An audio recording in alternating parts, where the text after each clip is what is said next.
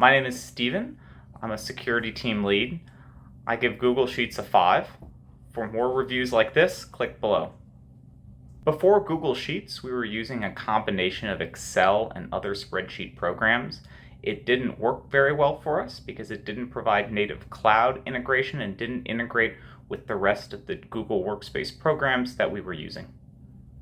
We chose Google Sheets primarily because it was free, but also because of its deep integrations with the rest of the Google Workspace programs and because of its cloud-based nature.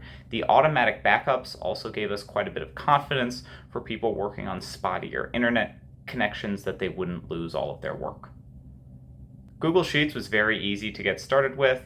Enabling it was a very simple process with Google Workspaces. Also, transitioning users who were more familiar with Excel was relatively easy because of the great documentation and great community support around Sheets. Getting Google Sheets should be relatively easy if you already are part of the Google Workspace system. If not, consider looking at whichever Excel or spreadsheet-based program is natively integrated with your cloud SaaS provider.